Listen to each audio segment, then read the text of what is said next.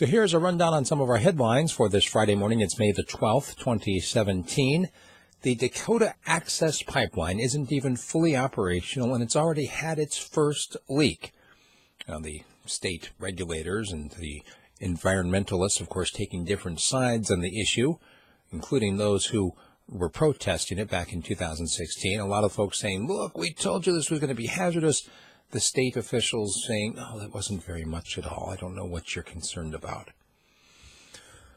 There is a blogger who was arrested and charged with hate crimes in Russia for basically playing Pokemon in a church.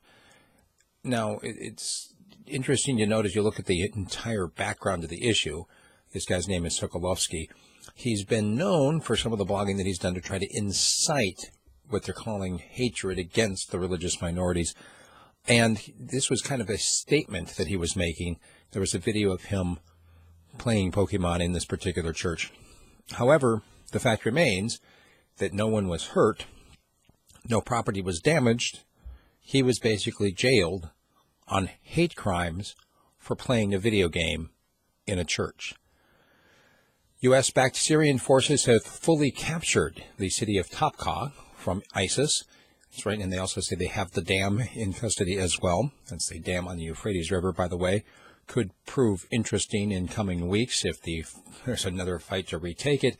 I've been trying to protect that dam in terms of the damage that it could do downriver.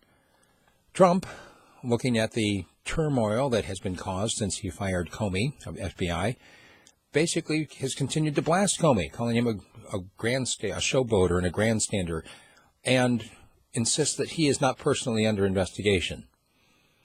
Also, it looks like Putin in Russia has signed a decree that bans anonymity on the Internet.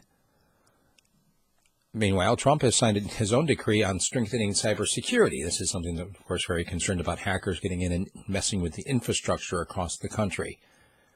There's been an arrest in the killing of Hamas's Mazen Faqha. A 37-year-old was shot dead back in March, and Hamas says that they have a man in custody who has confessed not only to doing the shooting, but also has confessed to acting under orders from the Israeli occupation force.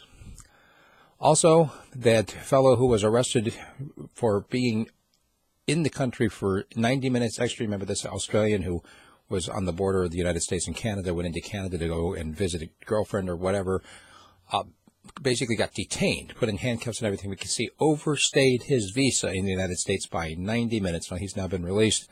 His family says he's not the type to hold grudges. He's just happy to be out.